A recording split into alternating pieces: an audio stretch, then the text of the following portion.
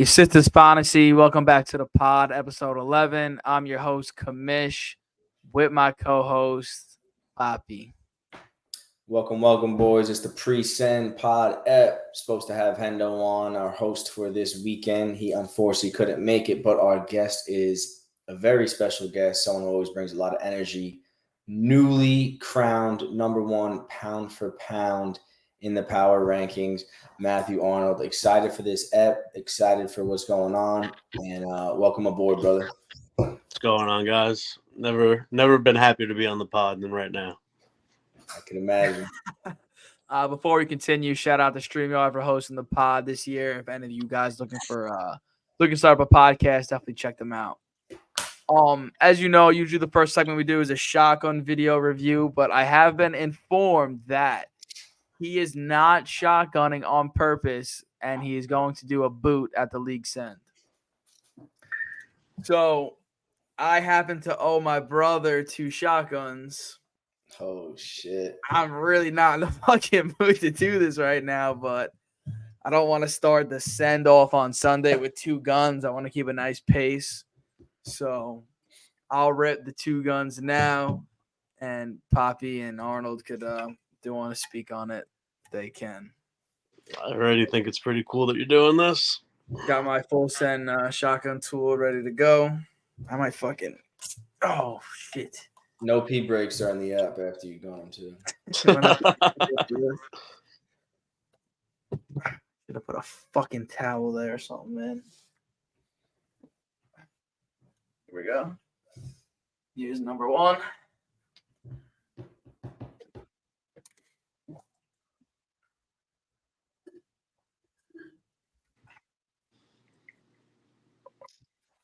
Was that potentially staged, Arnold? Could have been like a backup can somewhere. Yeah.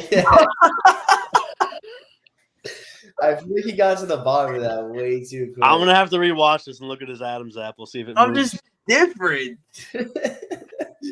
He might have had 2 backup cans. Let's make sure that stays in camera the whole time. Was that really that quick? There it is.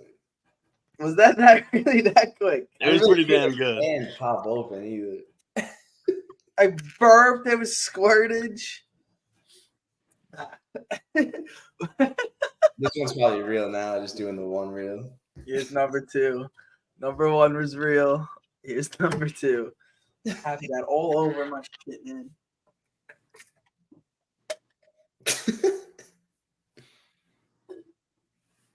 All right. That's pretty damn good.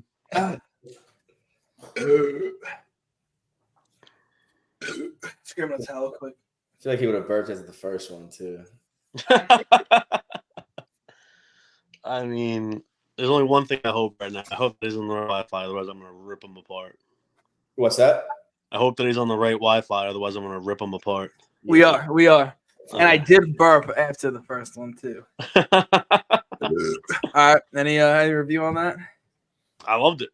Very clean, very clean. Rep loans always pay their debts. Oh, Matty. Let's bring him back. It was good stuff. I mean, I thought you were just going to go the boot route on Sunday, which would have been crazy, but I respect you trying to keep the pace. We know you like to blink for an extended period of time during the 4 o'clocks. You and Lee Pack seem to both blink a lot during those 4 o'clock games when you're drinking. So,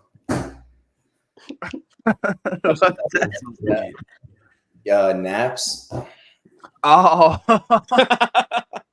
that was hilarious that I got him and that he got me. Like 10 minutes that was really later. funny. Okay, moving on along here. We just got the new rankings that just came out.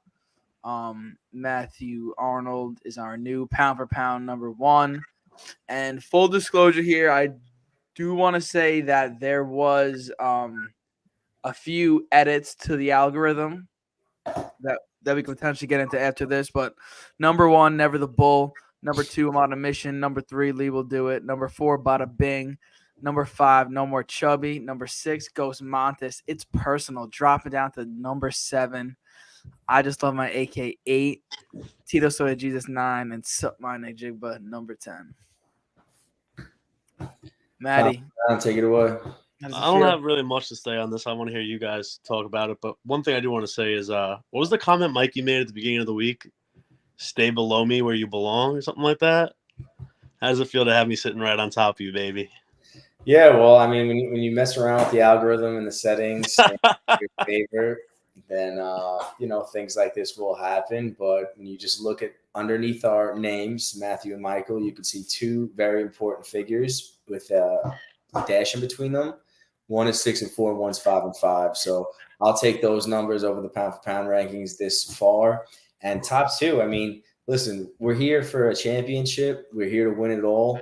It's nice to see when you get some recognition in the power rankings. And I've worked my way up from about 6, 7 to this 2 spot. And now it's just about staying consistent. So very happy with the rankings. Happy to see Lee and Tom out of the top 2 finally, and some new blood up there. Absolutely. Hendo sitting at the 5 spot with Ghost Montes. And no surprises here. We pretty much called out the top 6. And then we kind of have its personal Ghost Mantis, and its personal is still, good record enough to shake things up. But that top 6, 7 is pretty consistent right now. So it's just a battle for playoff spots and playoff positions.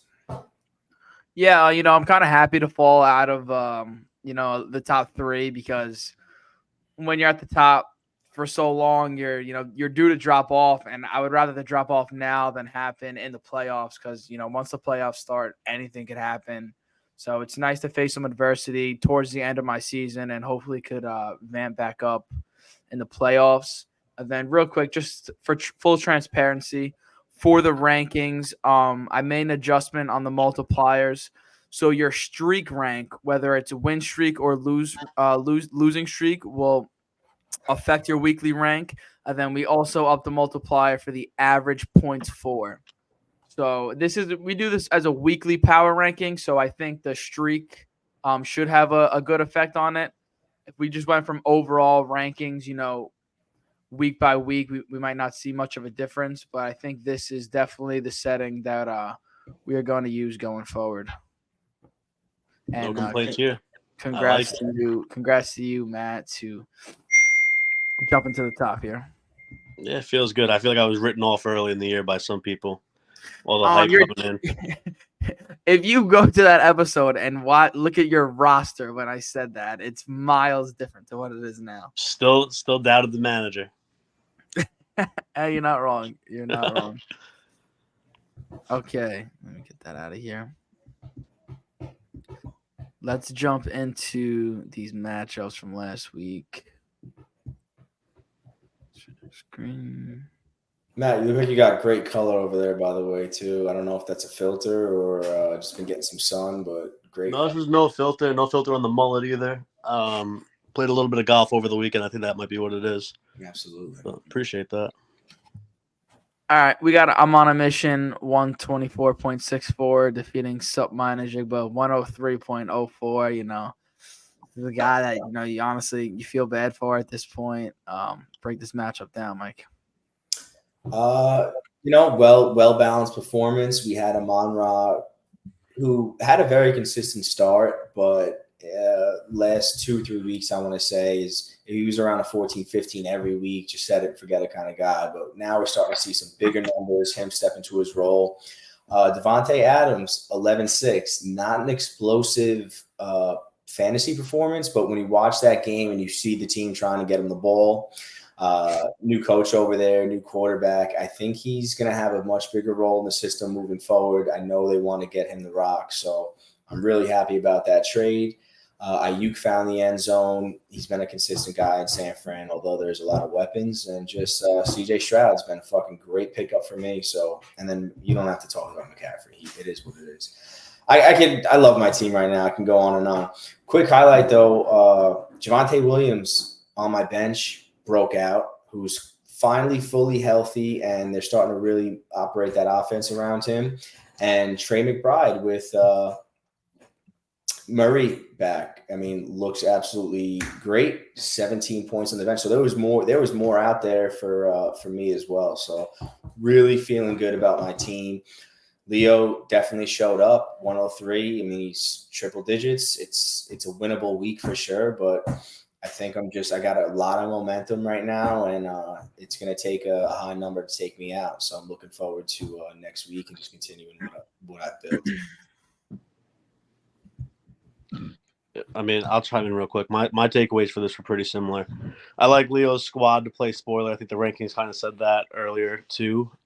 He's got the pieces to score 103. I think he probably beats half the league this week. So it's good to see that he'll still be fighting. And I think I versed him this week, so that'll be tough. But I think the biggest thing is when I looked at Mikey's team for probably the whole year, the biggest flaw was Ramondre Stevenson. He's starting to show up a little bit, and then he's got Javonte who he could plug in there. So Mikey's team just looks more and more dangerous. Yeah, I forgot to mention here, Jalen Warren, 18 points on your bench too, Mike. I don't know if you mentioned that. Yeah, it's still a split backfield. He definitely does break out, and if I do have to put him in there, I'm happy to put him in. But he's definitely coming to his own also. If the percentage goes up on his touches, maybe I have him too. So there's just pieces there to work with. Not much trade and waiver action for me for the rest of the season. This is kind of the crew. Maybe some defense kicker maneuvers here and there, but I really like the team that I put together and pumped up. Yeah. Go ahead, Tom. No, you can go ahead. I was just saying there's a term for Jalen Warren. It's touchdown dependent, so hard to start him. But yeah, Mikey's got the most consistent running back, McCaffrey, and you can't say the best receiver in Amon-Ra, but he's right up there, and he's definitely the most consistent. And I think Devontae Adams, that trade will pay dividends off for you. As you can see, Thielen's been on the decline ever since you dumped them all, so it was a perfect sell high situation. And Leo's team, just not much to say. Tough loss, put up triple digits. Derrick Henry 2.5, you hate to see it, and Deontay Johnson 2.2. Other than that, everyone really did their job. Just a loss for Leo.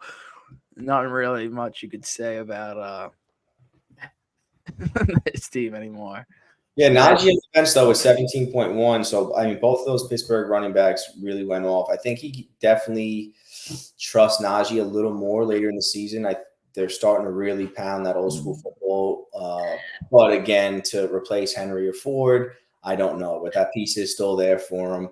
He's got Hawkinson, who's been dominating, and Wilson too. I mean, he's getting the targets for the Jets.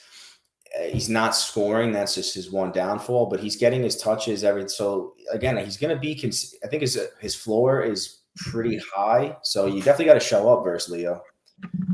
100%. All right, Lee. Tough loss to you, my boy. Let's move on to It's Personal versus No More Chubby. Hendo right in the mix, 6-4. Love to see him battling for that playoff spot. Me and him recently made a trade. Jalen didn't look too promising for him this last week, but he still gets the job done versus It's Personal. Demont and Gibbs, they split, but high-scoring game. Both looked great.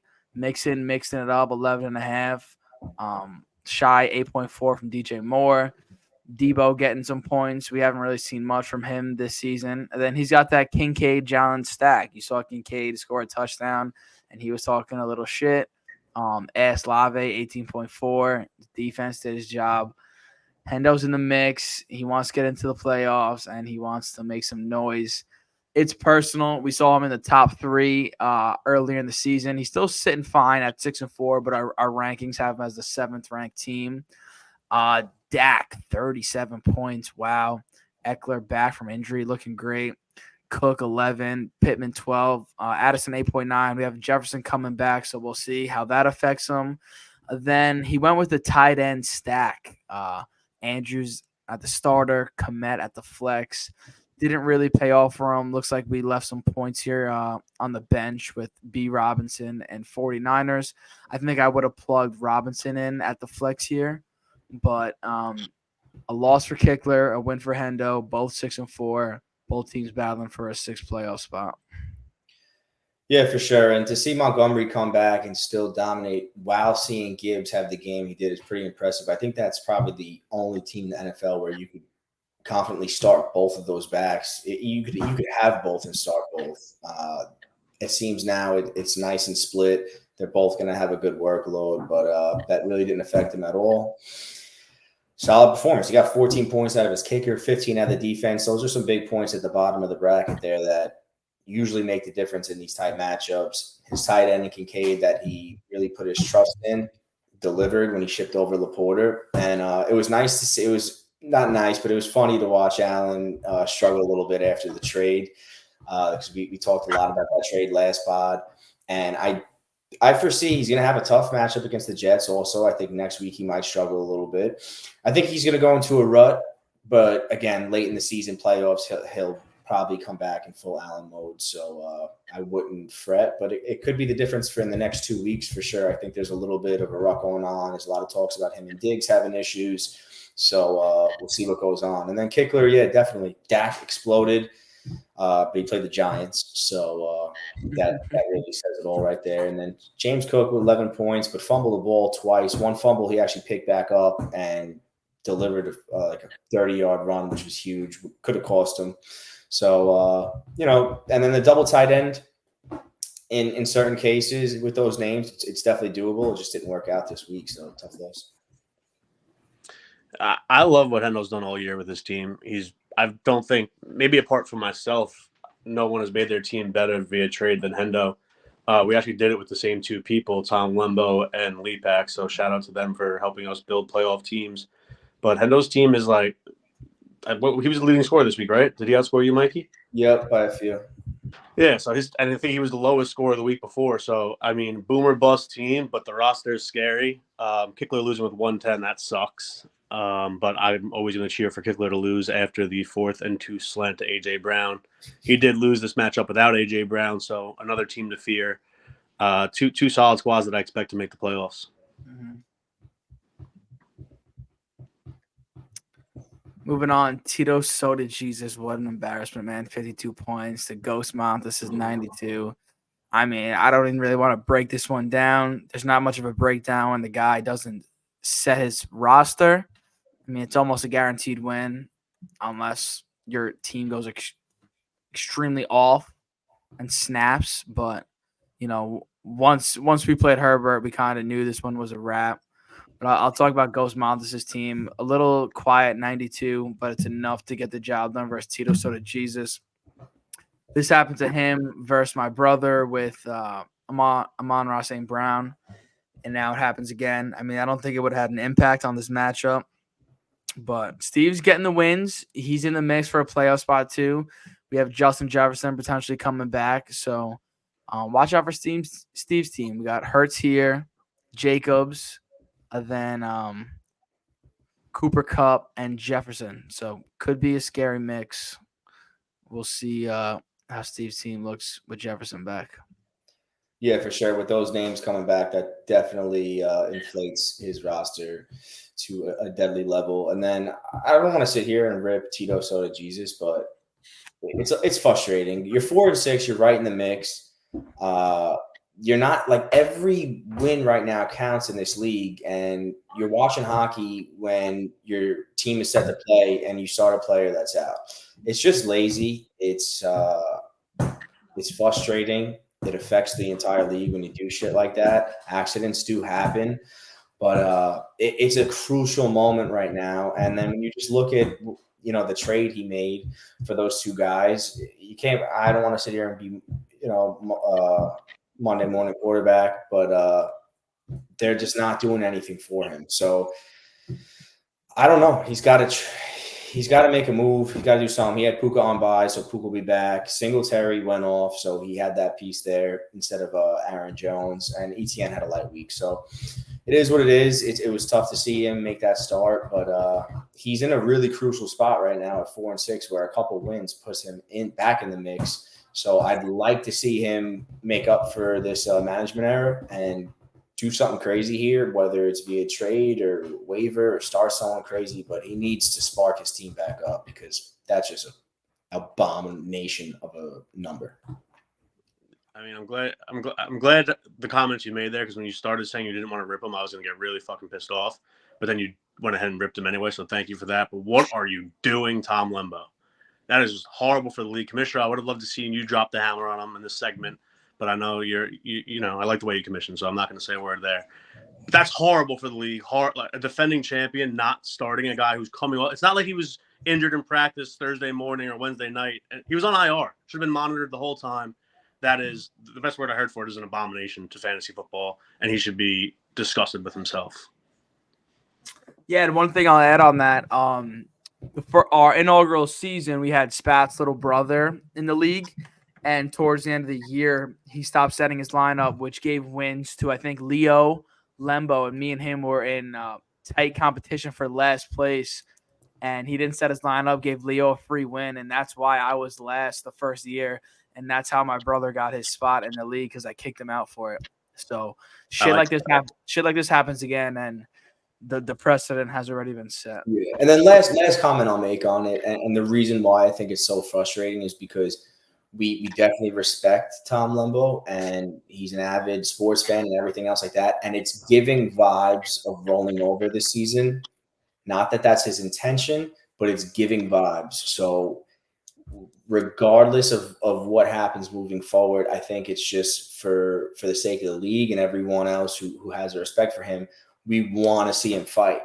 So he could be doing all this behind closed doors or wherever else, but we definitely want to see it because it's just giving the vibes that he's kind of tapping out for the season when he doesn't have to. He's in a position to make a run.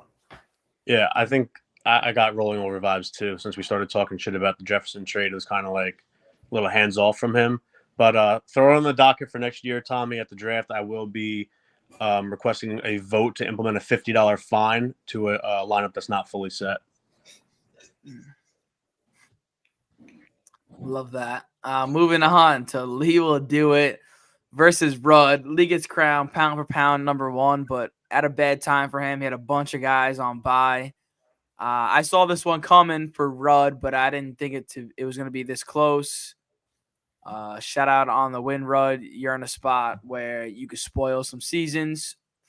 And yeah, let's take a look here. Lamar 13, Bijan 17, Kamara 15. Like these two running backs are fucking awesome, man.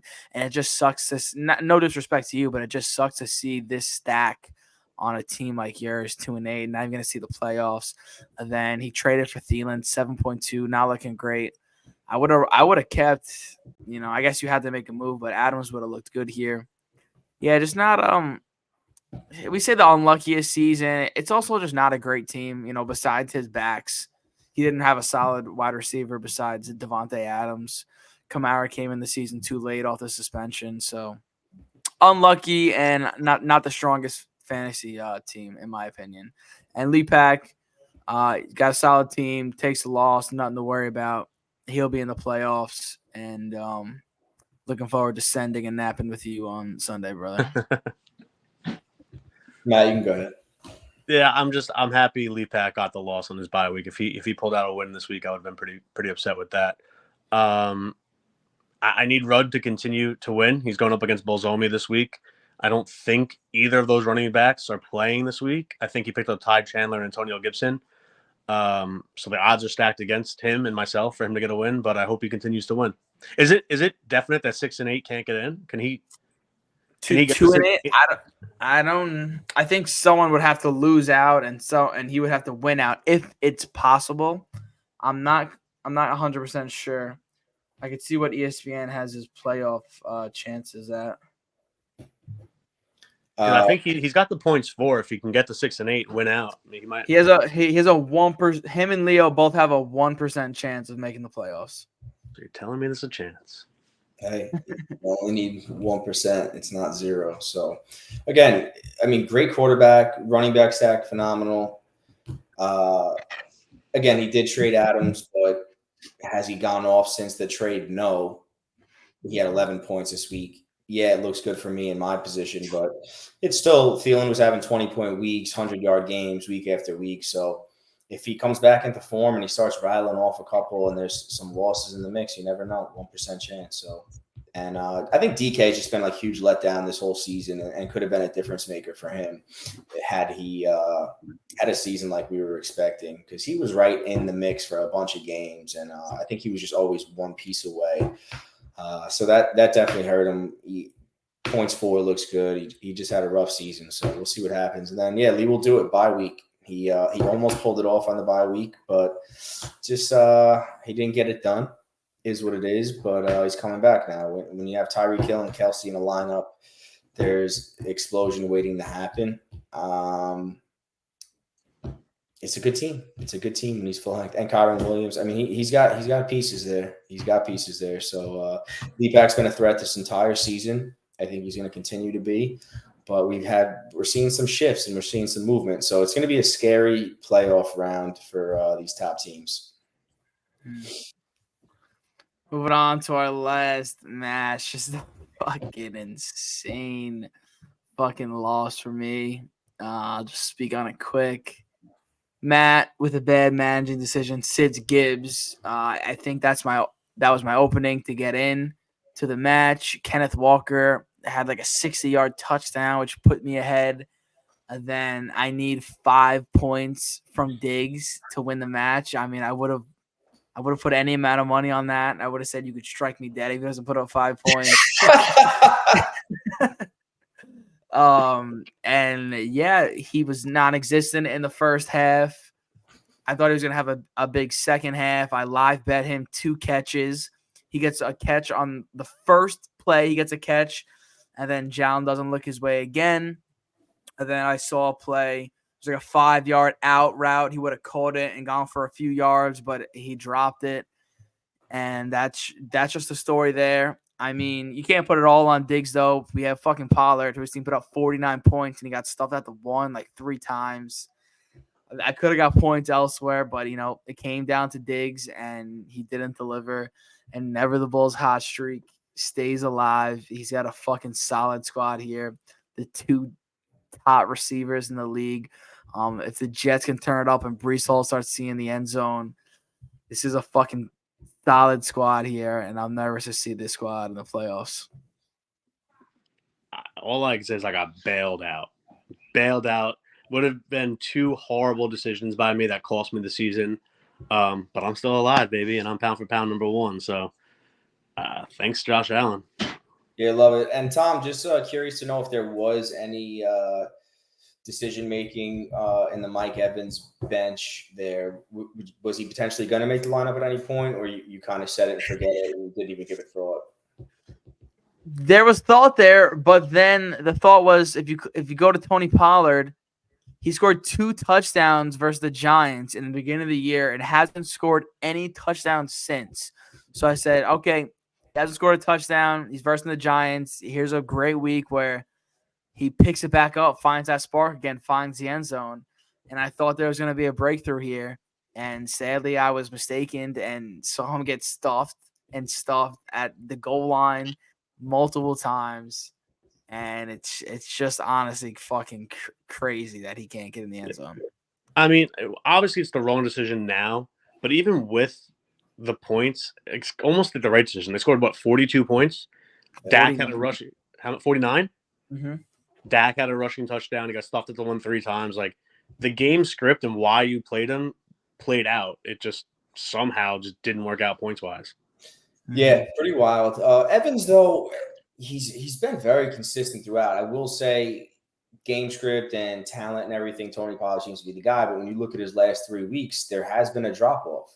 So it's one of those things where you time it and say, is this the end of the slump, or do I follow the trend here and he's just in a downfall and try to keep the consistent guy? I mean, number 1 receiver on a team, they have to go to him. Dallas does have a lot of weapons, whereas, the Bucs have weapons, but Evans, what was his lowest week? You want to pull up his numbers? Go at the commish, baby. A 5 and 23 the week prior. Again, not to say that this is an obvious start or anything else like that. This is just playing in hindsight. But he has the last 5 weeks. You see someone who has been productive versus someone who hasn't. So it's one of those things that I'd be in the same boat trying to time. Is this the breakout game? And I'd probably lean the same direction and say this is going to be the breakout game versus the Giants. There's no way in fucking hell it's not. But it's crazy when you start following trends and guys are due, guys aren't due. The timing comes down to it. And then on Matt's side, again, I said last week, Taysom Hill, boomer bust week. Again, now you're looking forward. I think you have a tight end, right? Yeah, I have Logan Thomas, and Taysom's on bye this week too. Right. So, I mean, easy decision. But again, it's one of those guys where you kind of have to roll the dice and catch him at the right game to where he can explode or not. So I tried to build my team around consistency for those reasons. Bring that floor up. But again, Matt's team is stacked right now. Burrow came into his own. Brees looks good. CeeDee Lamb has absolutely just snapped in the last 3 now. Is he on a hot streak for 3? Chase has been going off. So catching a lot of momentum right now. Yeah. One more thing I want to point out in this matchup, and it's not actually directly this matchup, but the pickup and start of Deonta Foreman. If we're going to talk shit about the Gibbs sitting, let's pay some accolades to the Deonta Foreman start. But I don't even care about that. It's more so he was on waivers for 2 days. If you have Khalil Herbert coming off IR and you're a flex, pick up the backup. He was there for 2 days. I dropped him. Tom Lembo just not paying attention. Really just disappointed. But I just wanted to highlight that one more time. All right, that's it for the matchups. I'm sorry if I wasn't sharp this episode. Those 2 happy dads definitely got to me. But we have a league send coming up. I think we have a couple boots that are owed. Let's just speak about this. Matt, do you owe a boot? I owe Hendo a boot. So we have Matt booting, we have Tom booting, and we have Rudd booting. So 3 boots. Matt, I'll bring my boot so you don't have to share with theirs. Thank you. I think Tom is taking care of the spread. Mike, you have any insight on the spread or no? No insight, but I definitely highlighted that last week that I know he's bringing his A game. He was impressed with some of the things I put together in the recent times here. So he's going into his chef bag and he wants to put his pound for pound ranking number 1 in the kitchen on Sunday. So again, pumped for it. I don't know if I'm going to bring a dish. I don't really want to take the light away from my boys when I go, so I might just let him have his moment. But if he needs me to come and sous chef for him, as he's done for me, I'm there, and really excited for it. And knowing that we got 2 boots being owed, it's going to set 3. It's going to set the tone for the day right there. So it's going to get fucking ugly. Just if I get bad, someone grab my phone and keep me out of FanDuel because when I'm locked in, I'm locked in. But nobody's been hotter on the book. My cousin Luke is the only person I know who's fucking hotter than me. But yeah, I've had a good season. Dug myself out of a big hole after last football season and having some fun. So you never lost until you stopped betting. That's right. Are you off, Mike, that Sunday? Not off, but we'll see how it plays out. Yeah, there's a question in the chat if you want to bang out. You weren't acknowledging it. Yeah, it's really don't want. I don't acknowledge things unless I have definite answers, and until I do, I'm just gonna remain quiet. If I have a definite answer, I'll definitely put that out to the league and let them know. I have a definite answer. He's banging out. And then there was a no girlfriend policy until after the 4 p.m. games. Is that going to affect you guys at all? Have you guys already addressed that situation? It was after the 4 p.m.s? I thought it was 1 p.m.s. After the 4 p.m.s. It was confused thinking after 4 o'clock p.m., but it's after the 4 p.m. slate. Hello? No effect here. No effect there. You have any dishes you're looking forward to from Tom or? I've never had a bad dish out of that guy, so I'm excited for whatever he puts out. Do you don't know anything about the spread? I know nothing, no. Kind of like it that way. Mike, any difficulties with you leaving your girlfriend behind for this end? No, it's just more so Monty. He's definitely going to be tough to leave behind. But yeah, we'll see her. We'll see her at the 4 o'clock. So bring the pup in the yard for a little. Actually, the rule was after the 4 p.m. slate. We can double check, but I think it's after the 4 p.m. slate. Okay, we'll see what happens. And then just to dive back in, I just wanted to highlight because right now is so important for everyone's team. Matchups next week. We have him on a mission versus It's Personal. He got me the first time. I have not forgotten about it. And he's on my kill list, so I can't wait to cross that name off. I love my AK versus Ghost Mantis. I think I love my AK does something special here. So I want to call that win out for Rudd. No more Chubby versus Lee will do it. I think his stars coming off by refreshed are going to go off, and I'm going to give him the edge on that one. Bada Bing versus Tito's. Bada Bing comes away with the win. And Sup My Najigba versus Never the Bull. I'm going to lean towards Arnold again in that one. So key upset that I could key in on here is potentially the Ghost Montes upset against Rudd. The rest seem to and then I guess the next tightest matchup would probably be me and Kickler. Early projections have me favoring, and I like my odds there. But those are probably the two key matchups here that could really shake up rankings and everything else moving forward. We haven't heard from Kickler in a while, so looking forward to seeing him this Sunday. I know the book hasn't been great to him. Anything else that we need to touch on? I'm just excited to get to Sunday. Absolutely. That was solid. I mean, we got through it quick, but we also covered a lot at the same time. It was good football. It was meat and potatoes, stats, numbers, talking shit. Fun episode. I'm happy we got the gang together and knocked it out. Excited for Sunday, and love where the league is at, as always. So we had Tom Lembo on vacation with Jimmy Higgins, Vanessa. Anything you heard from that vacation, Matt? Any stories? I'm going to keep those close to the vest. Can you give us something? Something for the pod, something for the boys. They had a good time. The 3 guys and 1 girl, they had a good time. Okay. Your eyes. Kind of buzzed, man, off those 2 happy dads. Love to see it. Someone do me a favor this week and keep an eye on Tom Limbo's roster. Maybe we send him like a little warning this time.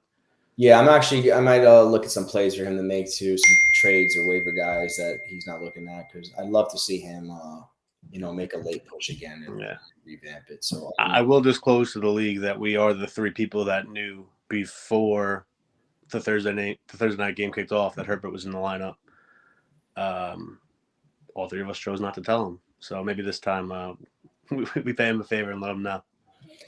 Yeah, I was a little bitter that I had made my error. Not that I started an out player, but I started the wrong guy and made an error. So I was a little bitter to myself that it had happened to me. And I remember after we spoke, I said, we'll speak again at 8:00 if he hasn't changed it. And then I just completely forgot after that. So I didn't really have a chance to give it a second thought. I did know though, and I let it slide. So it's on me. I refreshed pretty much every 5 minutes from 6:00 to 8:15. Texted you guys around 7:30. Texted Bolzomi around 8:10. I mean, he just never changed it. Well, let's see how it plays out. It's decisions like these that separate us. So Maddie's on top for this week. Big fantasy week coming up, and we'll touch base with everyone soon. It's a pleasure. All right, fellas. We got the merch for the send. Everyone pay me before they get their hoodie. $47. Hit my Venmo.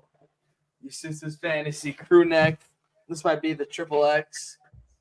Established 2021 on the side. Looking forward for everyone getting their merch. First piece of merch. Looking forward to making some more. Bring your balls on Sunday. Bring an empty stomach. God bless America, and God bless your Sistas Fantasy Football League. Thanks for coming on, Matthew. Good episode. Always a pleasure. Love See it. you guys on Sunday. Bye, guys.